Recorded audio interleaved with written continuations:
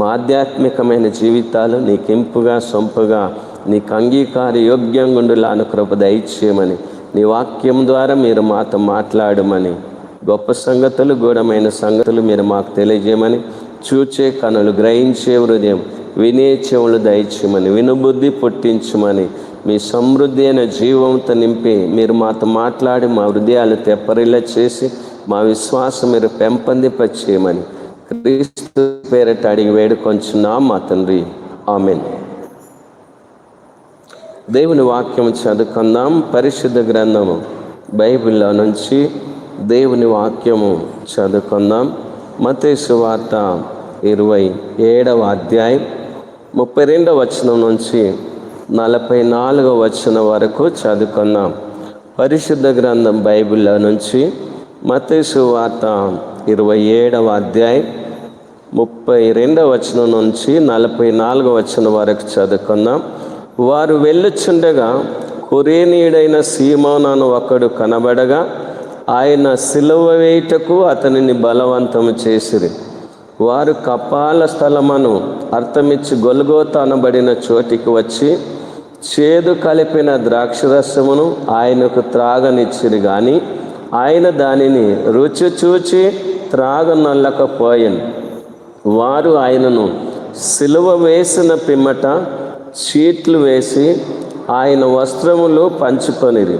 అంతటా వారక్కడ కూర్చుండి ఆయనకు కావలి ఉండిరి. ఇతడు యూదుల రాజైన యేసు అని ఆయన మీద మోపబడిన నేరము వ్రాసి ఆయన తలకు పైగా ఉంచిరి. మరియు కుడివైపున ఒకడును ఎడమ వైపున ఒకడును ఇద్దరు బందిపోటు దొంగలు ఆయనతో కూడా సిలువ వేయబడిరి. ఆ మార్గమున వెళ్ళుచుండిన వారు తలలోచుచు, దేవాలయమును పడగొట్టి 3 దినములలో కట్టువాడా, నిన్ను నీవే రక్షించుకొను, నీవు దేవుని కుమారుడవైతే సిలువ మీద నుండి దిగుమని చెప్పుచు ఆయనను దూషించిరి.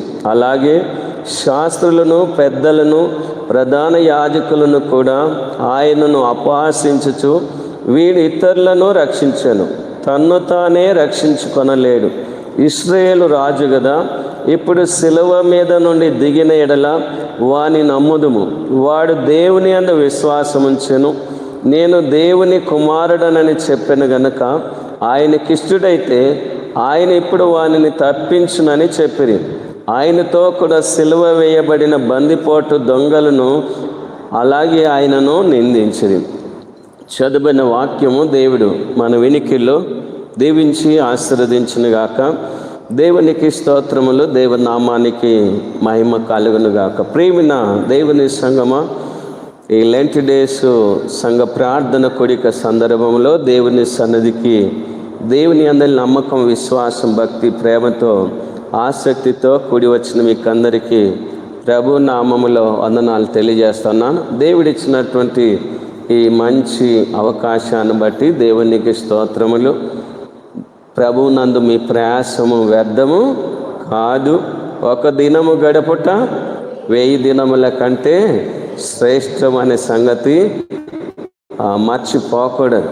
ప్రియమైన దేవుని సంగమా, దేవుని బిడ్డలారా, ఇక్కడ చదువుకున్నటువంటి వాక్య భాగంలో 24వ వచనం నుంచి 26వ వచనం వరకు అధిపతి అయిన పొంతి పిలాతు వాళ్ళ కేకలు గెలిచాయి గనక వాళ్ళ కేకల మేరకు వాళ్ళు ఏమన్నారు, ఆయన రక్తం మా మీదను మా పిల్లల మీదను ఉండు గాకని కేకలు వేశారు. అందుని బట్టి పిలాతు ఈ నీతిమంతుని రక్తం విషయంలో నేను నిరాపరాధని చెప్పి చేతులు కడుక్కొని యేసును కొరడాలతో కొట్టి, యేసును ఏమిటితోటి కొట్టి? కొరడాలతో కొట్టి సిలువ వేయడానికి అనుమతి ఇచ్చినట్లుగా, అప్పగించినట్లుగా దేవుని వాక్యములో మనం చూడగలుగుతాం. అయితే అధిపతి యొక్క సైనికులు 27వ వచనం నుంచి 31వ వచనం వరకు అధిపతి యొక్క సైనికులు ప్రియమైన దేవుని బిడ్డలారా అధికార మందిరములోనికి యేసయ్యను తీసుకొని వెళ్ళారు. ఆయనను సిలువకేయడానికి, కొరడాలతో కొట్టడానికి, ప్రియమైన దేవుని బిడ్డలారా ఆయనను సిద్ధపరిచేదానికి అధిపతి యొక్క సైనికులు యేసయ్యను అధికార మందిరములోనికి తీసుకొని వెళ్ళి ఆయనకు ముళ్ళ కిరీటం అలినట్లుగా, ఆయన ముఖం మీద ఉంసినట్లుగా, ఆయనను మరి కొరడా దెబ్బలు కొట్టినట్లుగా, తర్వాత ఆయనకు డ్రెస్సు మార్చినట్లుగా, ఆయన చేతిలో ఒక కర్రను ఇచ్చినట్లుగా దేవుని వాక్యంలో మనం చూడగలుగుతాం. అయితే ప్రేమైన దేవుని బిడ్డలారా, ఇప్పుడు అధికార మందిరములో నుంచి, పిలాతు యొక్క అధికార మందిరములో నుంచి ఆయన బయలుదేరుతూ ఉన్నాడు. ఏమెత్తుకొని? సిలువనెత్తుకొని. ఇంతకుముందు సిలువ వేయబడడానికి అనుమతి పొందినారు. ఇప్పుడు సిలువనెత్తుకొని యేసయ్య వెళ్తూ ఉన్నాడు. ఏమెత్తుకొని? సిలువనెత్తుకొని. వారు వెళ్ళుచుండగా, వారెవరు? అధిపతి యొక్క సైనికులు, జన సమూహము మరి యేసు ప్రభు సిలువ మోస్తుండగా వాళ్ళు వెళుతూ ఉన్నారు. ఆ ప్రియమైన దేవుని బిడ్డలారా, యేసు ప్రభు సిలువ మోసుకుంటూ వెళ్తూ ఉన్నాడు. ఏం మోసుకుంటూ? సిలువ మోసుకుంటూ వెళ్తూ ఉన్నాడు. గొల్గోత కొండ దాకా వెళ్ళాలి. ఎక్కడి దాకా వెళ్ళాలి? గొల్గోత కొండ దాకా. కపాల స్థలం, కలువరి స్థలం. ఏ స్థలం అది? కలువరి కొండ, గొల్గోత కొండ. ప్రియమైన దేవుని బిడ్డలారా, అంతవరకు యేసయ్య ఏం మొయ్యాలి? సిలువను మొయ్యాల. అప్పటికే యేసయ్య అలిసి సొమ్మసిల్లి మరి కృంగిపోయినట్లుగా దేవుని వాక్యంలో మనం చూడగలుగుతాం. ఆయనకు నిద్ర లేదు, తిండి లేదు, నీరు లేవు. ప్రియమైన దేవుని బిడ్డలారా, అలసి సొమ్మసిల్లిన పరిస్థితి, నీరసించిన పరిస్థితిలో భారమైన సిలువ, మోపైన సిలువ. ఇంచుమించుగా మరి పండితులు అంటారు 150 కిలోల బరువు. ఎన్ని కిలోల బరువు? 150 కిలోలు బరువు గల భారమైన సిలువను ఆయన మీద మోపారు. ప్రేమిన దేవుని బిడ్డలారా, ఆ భారమైన సిలువను మోస్తూ వెళుతూ ఉన్నాడు. ఆయన వెళ్తున్న సమయంలో ప్రేమిన దేవుని సంగమా 14 స్టేషన్స్ ఉన్నాయి. ఎన్ని స్టేషన్స్? 14 స్టేషన్స్. వికారాబాద్ నుంచి సాస్పేట దాకా ఎన్ని స్టాపులు ఉన్నాయి? ఎవరికన్నా కండక్టర్లకు ఎరక, మనం కండక్టర్లం కాములే. కానీ ప్రేమిన దేవుని బిడ్డలారా, అయితే యేసు ప్రభు ఈ భారమైన సిలువను మోస్తున్న సమయంలో 14 స్థలాలు. ఎన్ని స్థలాలు? 14 స్థలాలు. భారమైన సిలువను మోస్తున్న సమయంలో జన సమూహము, ఈయనను సిలువకేయండి, సిలువకేయండి, ఈయన రక్తం మా మీద, మా పిల్లల మీద ఉండునుగా కన్న వాళ్ళందరూ, అధిపతి యొక్క సైనికులందరూ యేసు ప్రభువును వెంబడిస్తూ ఉన్నారు. చూడండి, వారు వెళ్ళుచుండగా కురేనీయుడైన సీమోనను ఒక్కడు కనబడగా. ఇక్కడ అంత పూర్తిగా వివరంగా రాయబడలేదు, కానీ మార్క్స్ వార్తలో మనం పూర్తిగా వివరంగా చూడగలుగుతాం. మార్క్స్ వార్త 15వ అధ్యాయం 21వ వచనంలో, అలాగే లూకాసు వార్త 23వ అధ్యాయం 26వ వచనంలో మనం వివరంగా ఈ మాటను చూడగలుగుతాం. ఎవరన్నా చర్చ చదవండి. లూకాసు వార్త 23వ అధ్యాయం 26వ వచనం. వారు ఆయనను తీసుకొని పోవచ్చుండగా, వెళ్ళుచుండగా, ఎక్కడి నుంచి అంట? పల్లెటూరి నుంచి వచ్చుచున్న. ఎక్కడి నుంచి వచ్చాడంటే ఈయన? పల్లెటూరు నుండి వచ్చుచున్న కురేనీయుడైన సీమోనను ఒకని పట్టుకొని యేసు వెంట సిలువను మోయుటకు అతని మీద దానిని పెట్టిరి. ఇక వాక్యంలో చూస్తే ప్రేమైన దేవుని బిడ్డలారా, యేసు ప్రభుకు బదులుగా కురేనీయుడైన సీమోను ఆ సిలువ మోయడానికి ఆయన మీద పెట్టినట్లుగా బలవంతము చేసినట్లుగా. ఏం చేసినట్లుగా?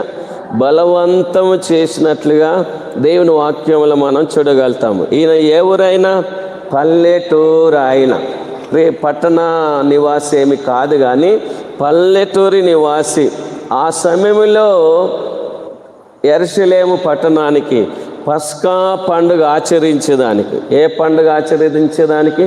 పస్కా పండుగ ఆచరించేదానికి యెరూషలేము పట్టణానికి వస్తున్నట్లుగా దేవుని వాక్యంలో మనం చూడగలుగుతాం. దాదాపుగా ప్రేమిన దేవుని బిడ్డలారా 1400 కిలోమీటర్ల దూరం నడిచారు. ఎన్ని కిలోమీటర్లు? 1400 కిలోమీటర్ల దూరం నుంచి ఆఫ్రికా ఖండములో కురేనియా ప్రాంతం అంటే లిబియా దేశంలో కురేనియా ప్రాంతం నుంచి యెరూషలేం ప్రాంతానికి రావాలంటే ఎన్ని కిలోమీటర్లు నడవాలి? 1400 కిలోమీటర్లు నడవాలి. అంటే పల్లెటూరి వాసి యెరూషలేం పట్టణానికి పస్కా పండుగ ఆచరించడానికి ఎన్ని కిలోమీటర్లు నడుచుకుంటూ వచ్చాడు? ప్రియమైన దేవుని బిడ్డలారా, మన ఇల్లు దూరం ఉన్నాయా, మన గుడి దూరం ఉన్నాయా? రోడ్ అవతల ఇల్లు, రోడ్ ఇవతల గుడి కదా. మనం వీడికి పెద్ద ముక్కలకెళ్ళి పోట వస్తుంది కదా. షేబా దేశపు రాణి. ఏ దేశపు రాణి? షేబా దేశపు రాణి, దక్షిణ దేశపు రాణి. సొలొమోను యొక్క జ్ఞానపు వచనాలు వినడానికి. ఎవరి వచనాలు? సొలొమోను యొక్క జ్ఞానపు వచనాలు వినడానికి ఆమె 3000 మైళ్ళ దూరం నుంచి వచ్చిందంట. ఎన్ని వేల మైలు? అంటే ఎంత ఆసక్తియో సొలొమోను జ్ఞానపు వచనాలు వినాలని వచ్చింది. యెహోవా దేవుని స్తోత్రించింది, జ్ఞానపు వచనాలు విన్నది. విని ఏమన్నది? నేను విన్నదానికంటే కళ్ళారా చూసింది ఇంకా ఎక్కువగా ఉన్నది. ఇంతగానం నాకు నేను వినలేదు, కానీ వచ్చి చూసింది ఇంకా ఎక్కువ ఉన్నదని చెప్పి యెహోవా దేవుని గణపరిచింది. ఆ సొలొమోను రాజుకు ఆ బహుమానాలు కూడా ఇయ్యడం జరిగింది. ఆమె రాణి గనక ఆమెకు తగినట్లుగానే సొలొమోను రాజు బహుమానాలు ఇచ్చాడు. ఇప్పుడు కురేనీయుడైన సీమోను ఎంత దూరం నుంచి వచ్చాడు? 1400 కిలోమీటర్ల దూరం నుంచి యెరూషలేము పట్టణానికి పల్లెటూరి వాసి తోవ పట్టుకొని ఎన్ని రోజులు నడిచిండో,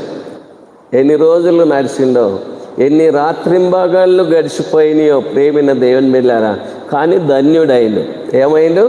పల్లెటూరు వాడు అయినప్పటికీ, విద్య బుద్ధులు లేకున్నప్పటికీ విశ్వాసంలో గొప్ప వ్యక్తి, భక్తి జీవితంలో గొప్ప వ్యక్తి గనక ధన్యుడైండు. యెరూషలేము పట్టణంలో పండుగ సమయంలో ఎక్కడ చూసినా ఆనంద బాష్పాలు కనిపించాలి, ఎక్కడ చూసినా సంతోషకరమైన వార్తలు వినబడాలి. కానీ పరిస్థితి దారుణంగా ఉంది. ఒక విషాదమైన సంఘటన చూస్తూ ఉన్నాడు, ఒక భయంకరమైన సంఘటన చూస్తూ ఉన్నాడు. ఆయన వచ్చే దారి గుండనే వీళ్ళు కూడా యేసయ్య సిలువ మోస్తూ వెళుతూ ఉన్నాడు. దేహమంతా రక్తసిక్తమైంది, చూడనసహ్యంగా మారిండు. ప్రేమిన దేవుని బిడ్డలారా, అప్పటికే కొరడా దెబ్బలు తిన్నాడు గనక తన వీపంతా చారలుగా దున్నబాడింది.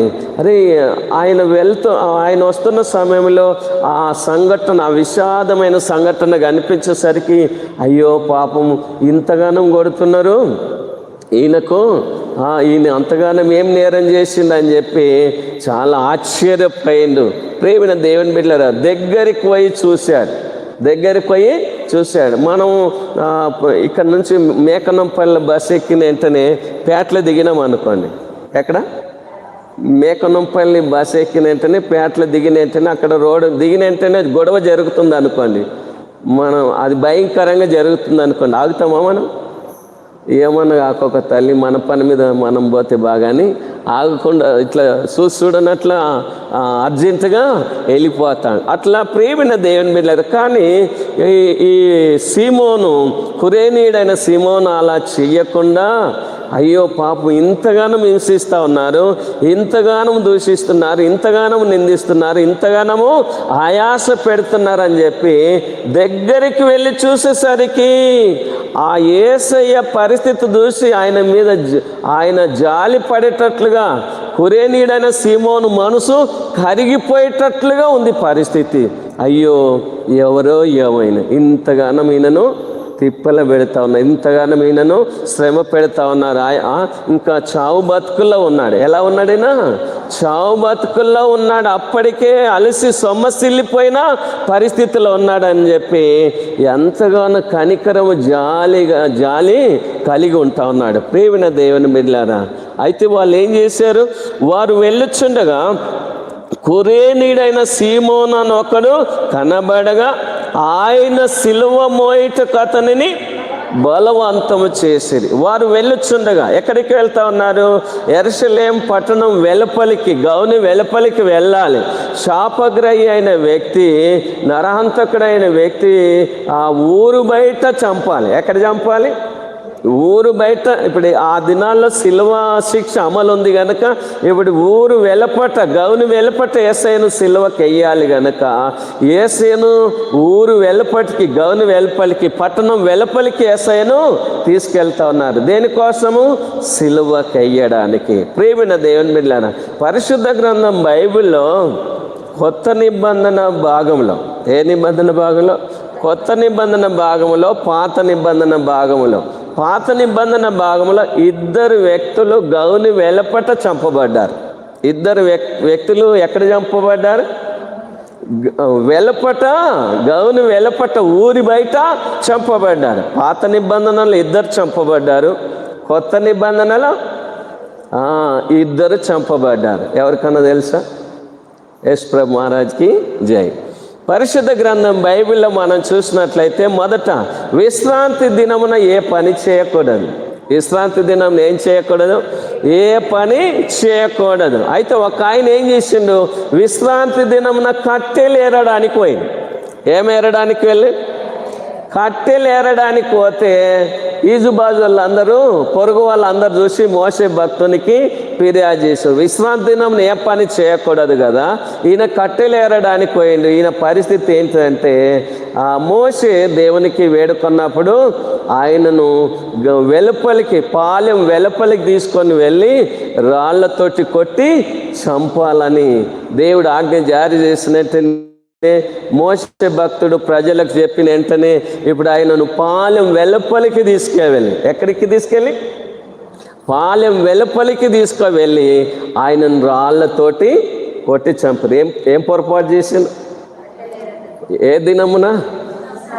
విశ్రాంతి దినమున కట్టెలేరినందుకే పాలెం వెలుపలికి తీసుకువెళ్ళి రాళ్లతోటి కొట్టి చంపడము జరిగింది.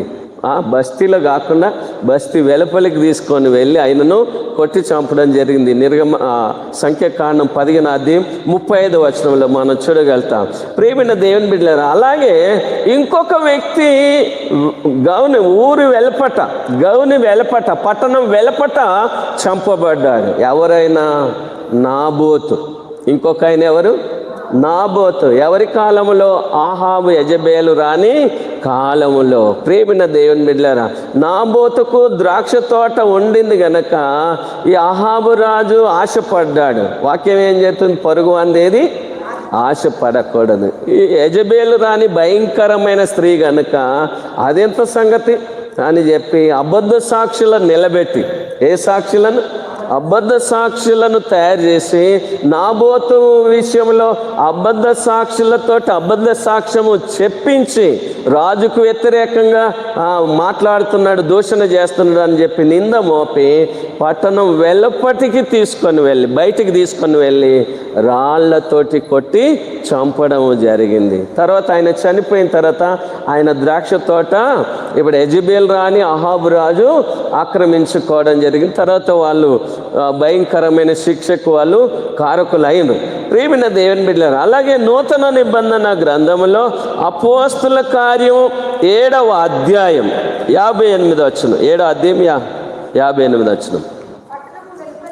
పట్టణం వెలుపలికి అతనిని వెళ్ళగొట్టి ఏమరువి. ప్రియమైన దేవుని బిడ్డలారా చూడండి, పట్టణం వెలుపలికి అతనిని వెళ్ళగొట్టి రాళ్ళు రువ్వి చంపిని. సాక్షులు సౌలు అను ఒక యవ్వనుని పాదముల యొద్ద తమ వస్త్రములు పెట్టిరి. భక్తుడు స్టెఫెను మొట్టమొదటి హతసాక్షి, క్రీస్తుకు సాక్షి, మొట్టమొదటి హతసాక్షి. పట్టణం వెలుపల రాళ్లతోటి కొట్టబడి చంపబడ్డాడు. తర్వాత ఇప్పుడు గౌని వెలుపట, పట్టణం వెలుపట ఎవరు చంపబడ్డారు? యేసయ్య. ప్రియమైన దేవుని బిడ్డ, అందుకే ఇప్పుడు యేసయ్యను గౌని వెలుపట, పట్టణం వెలుపట ఆయనను సిలువకేసి చంపేదానికి వారు వెళ్ళుచుండగా కురేనీడైన సీమోనను ఒకడు కనబడగా ఆయన సిలువ మోయిట అతనిని బలవంతము చేసిరి. ఈయన పల్లెటూరి వాసి, జ్ఞానవంతుడేమి కాదు, విద్యావంతుడేమి కాదు. ఆ దినాల్లో ఆయన నివసిస్తున్నటువంటి ఆ ప్రాంతంలో పెద్ద టెక్నాలజీ ఏమి డెవలప్ ఏమీ లేదు. పల్లెటూరు వాడైనా కానీ భక్తి విశ్వాసంలో తక్కువ వాడేమీ కాదు. ఈ దినాల్లో చాలా మట్టుకు పల్లెటూరు వాళ్ళకు ఉన్నంత భక్తి విశ్వాసం ఎవరికి ఉండదు, పట్టణాలకు అసలు ఉండదు. ప్రేమిన దేవుని బిడ్డలారా, పల్లెటూరి వాసులు భక్తి శ్రద్ధలతో దేవుని ఆరాధించినంత పట్టణాలలో ఆరాధించడం చాలా అరుదు. ఎందుకంటే టెక్నాలజీ పెరిగిపోయింది కనుక జ్ఞానం మీద, టెక్నాలజీ మీద మరి వాళ్ళు ఆధారపడతారు. దేవుని మీద ఎక్కువ శాతం ఆధారపడరు. ప్రియమైన దేవుని బిడ్డలారా, కాబట్టి భక్తి విశ్వాసంతో దేవుని మీద ఆధారపడము మనకెంతో ధన్యకరము, దీవెనకరము, ఆశీర్వాదకరం. వారు వెళ్ళుచుండగా కురేనీడైన సీమోను అని ఒకడు కనబడగా ఆయన సిలువ మోయుటకు అతనిని. ఇప్పుడు యేసయ్యకు గాయాలైనాయి కదా, యేసయ్యకు ఏమైనాయి? గాయాలైనాయి. ఇప్పుడు ఆయన రక్తము సిలువ కంటింది. ఆయన రక్తం దేనికి కంటింది? సిలువ కంటింది. ఇప్పుడు సిలువ కంటిన రక్తము మరి ఎవరు? యేసయ్య రక్తము సిలువ కంటింది కదా. ఇప్పుడు రక్తం అంటిన సిలువను ఎవరు మోస్తా ఉన్నారు? కురేనీడైన సీమోను. అంటే మొట్టమొదటి యేసుప్రభు రక్తముతోటి ముద్రింపబడిన వ్యక్తి ఎవరు? కురేనీడైన సీమోను. అంతకుముందు తల్లి. ప్రేమిన దేవుని బిడ్డలారా, తర్వాత వెరోనికా అనే ఒక భక్తిపరురాలు. ఆమె కూడా యేసయ్య ముఖము రక్త చిత్తం అయితే ఆమె ఏమంటారు? కొంగుతోటి యేసయ్య ముఖం తుడిచిందంట. అంటే చాలామంది వెరోనికా అనే పేరు స్త్రీల పేరు పెట్టుకోవడానికి ఇష్టపడతారు. ఆమె చరిత్ర ప్రకారం చూస్తే 12 సంవత్సరాలు. ఎన్ని సంవత్సరాలు? 12 సంవత్సరాలు రక్తస్రావ రోగముతో బాధపడి యేసయ్య ద్వారా ఎంతో ఖర్చు వ్యయం చేసుకున్నా కానీ స్వస్థత పొందలేకపోయింది. కానీ యేసు ద్వారా స్వస్థత పొందింది కనుక కృతజ్ఞతగా ప్రేమిన దేవుని బిడ్డలారా యేసు ప్రభువును వెంబడించింది. ఆ మార్గ మధ్యంలో ఆ శ్రమల ద్వారము గుండా ఆయన వెళ్తున్న సమయంలో ఆమె కొంగుతోటి యేసయ్య ముఖము తుడిచినట్లుగా ఆమె ఎంతో ధన్యురాలైనట్లుగా మరి చరిత్రలో మనం చూడగలుగుతాం. కానీ కురేనీడైన సీమోను గురించి మత్తయి సువార్తలో రాయబడింది, మార్కు సువార్తలో రాయబడింది, యోహాను సువార్తలో కూడా రాయబడింది. పల్లెటూరి వాడైన కానీ ప్రపంచమంతా పేరుగాంచింది. ఎవరోడైనా పల్లెటూరు వాడు కానీ ఎక్కడ పేరుగాంచిండు? యావత్ ప్రపంచమంతా పేరుగాంచింది. కాబట్టి మేము పల్లెటూరు వాళ్ళం, మేము ఓటళ్ళము, మేము అజ్ఞానులం, మాకు విద్య బుద్ధి లేవు, మాకు చదువు సంధ్యలు లేవు, మా నుంచి ఏమవుతుంది అనడానికి వీలు లేదు. దేవుని వాక్యంలో చూసినట్లయితే నన్ను వెంబడించువాడు తనను తాను ఉపేక్షించుకొని తన సిలువను ఎత్తుకొని అనుదినము నన్ను వెంబడింపాలని దేవుని వాక్యము చెప్తా ఉంది. ప్రియమైన దేవుని బిడ్డలారా, ప్రభువు నందు మీ ప్రయాసం వ్యర్థము కాదు. ఒక దినము గడుపుట 1000 దినముల కంటే శ్రేష్టం. ఒక గడియ, ఒక జాము గడుపుట 1000 జాముల కంటే 1000 గడియల కంటే శ్రేష్టము గనుక ఆయన సన్నిధి సంపూర్ణ సంతోషం కలదు, ఆయన కుడి చేతిలో నిత్య సుఖములు కలవు. పల్లెటూరి వాడైన కానీ ప్రపంచమంతా పేరుగాంచింది. ఎవరు?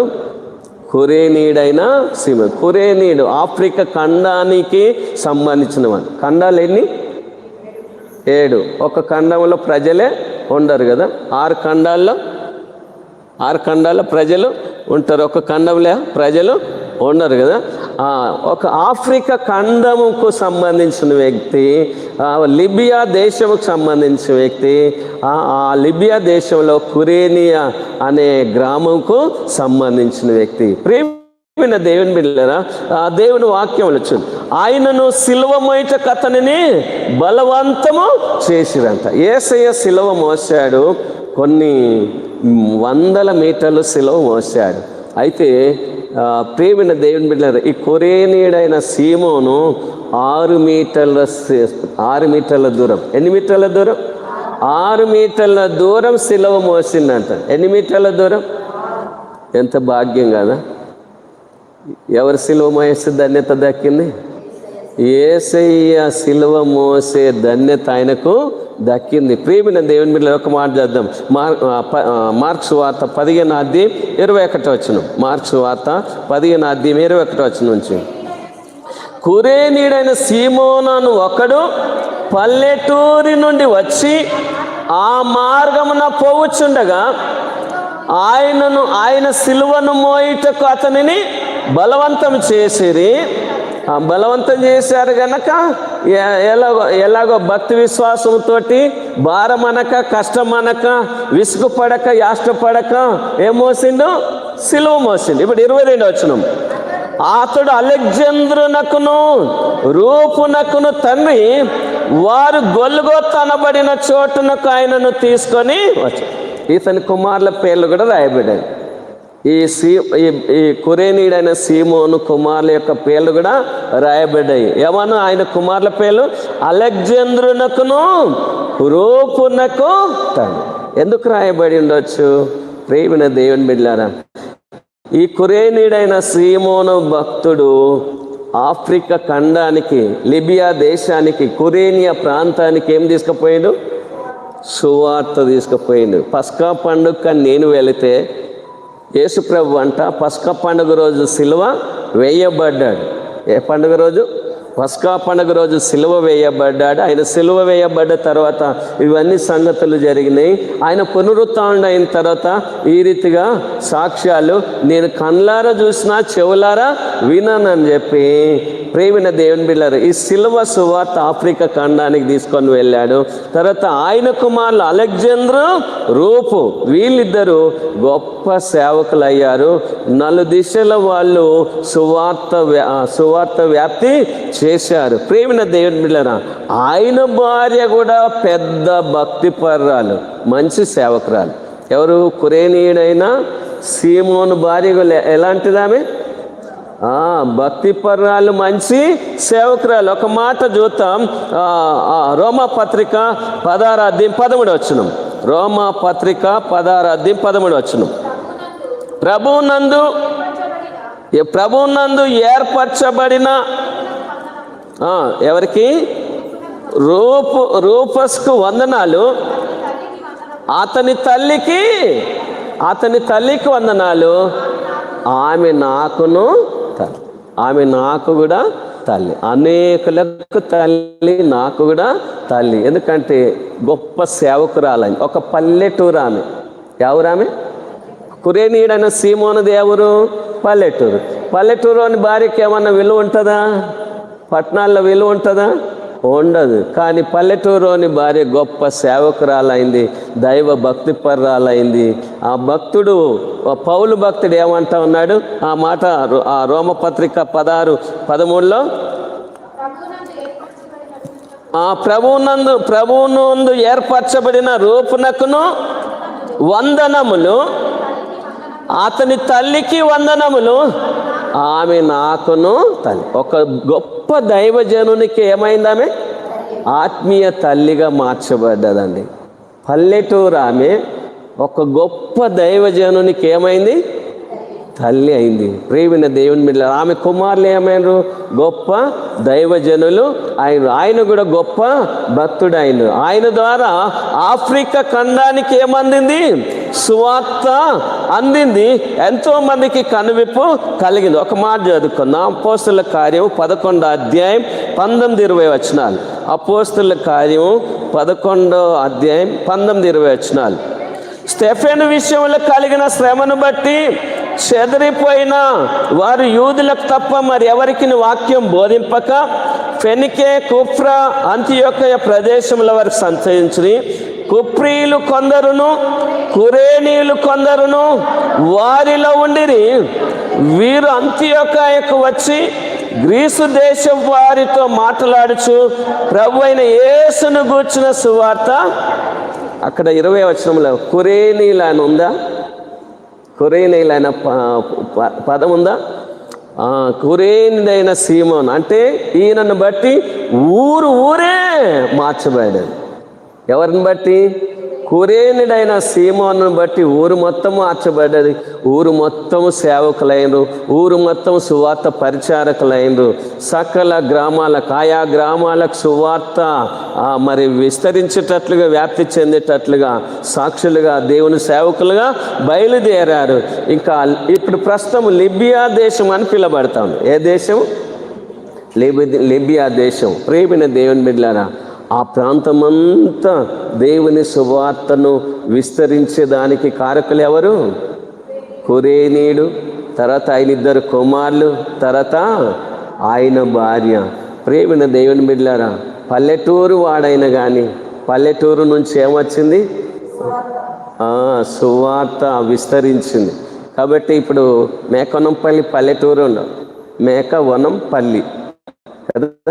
పల్లి అన్నప్పుడు ఊరే కదా, చిన్న ఊరు. ఇప్పుడు చిన్న ఊరు నుంచి ఏం విస్తరించాలి? సువార్త విస్తరించాలంటే అలయక సొలయక సాగిపోవాలి. అనుదినం మనం తగ్గించుకొని మన సిలువను ఎత్తుకొని ఎవరిని వెంబడించాలి? యేసయ్యను వెంబడించాలి. దేవుని ప్రేమించాలి, దేవుని మందిరాన్ని ప్రేమించాలి. సనగక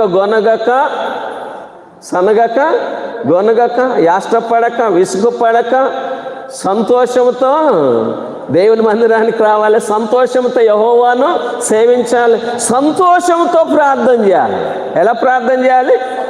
సంతోషముతో ప్రార్థన చేయాలి.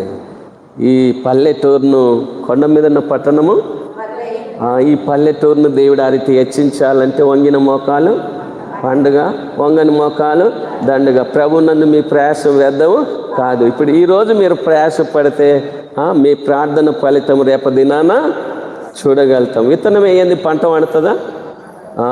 కాబట్టి ప్రేమైన దేవుని బిడ్డలు, ఇంగ్లీష్లో ప్రావర్బ్ ఉంది, expect great things, attempt great things అని. కాబట్టి గొప్ప కార్యాలు మనం చూడాలంటే మనం కూడా గొప్పగా ప్రార్థన చెయ్యాలి, గొప్పగా ప్రార్థన చేయాలి, బలంగా ప్రార్థన చేయాలి, శక్తివంతంగా ప్రార్థన చేయాలి, గొప్ప కళలు కనాలి, గొప్ప కార్యాలు చూడాలి. యెహోవా యందు ఆనందించడం వల్ల మీరు బలం పొందుతారు. కాబట్టి ఏనాడు కూడా సనగకుండా, గొనగకుండా, విసుగుపడకుండా, యాష్టపడకుండా యెహోవా మందిరంకి వెళ్దామని జనులు నాతన్నప్పుడు నేను సంతోషించుతున్నట్లుగా సంతోషంతో రావాలి, సంతోషంతో యెహోవాను సేవించాలి, సంతోషంతో ఇచ్చేటి వారిని దేవుడు ఎంతో ప్రేమించును. సంతోషంతో ప్రార్థన ఎట్లా ప్రార్థన చేయాలి?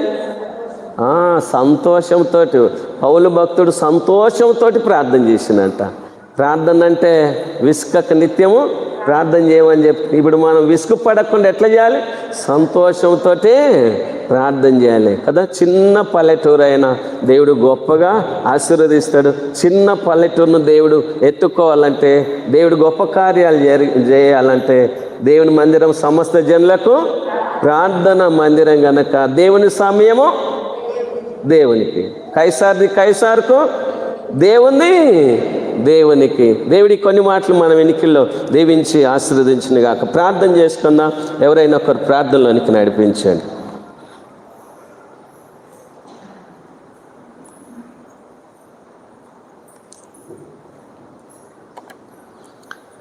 ఎవరైనా ఒకరు ప్రార్థనలోనికి నడిపించండి.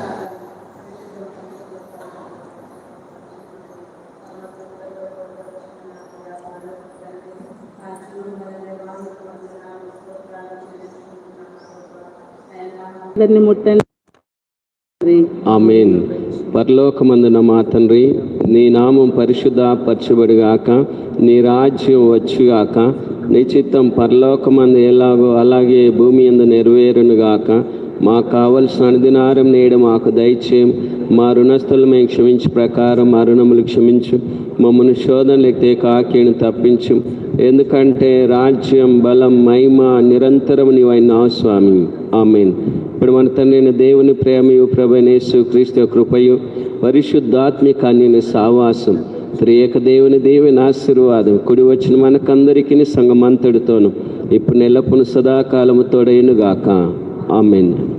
అందరికి వందనాలు. Praise lord.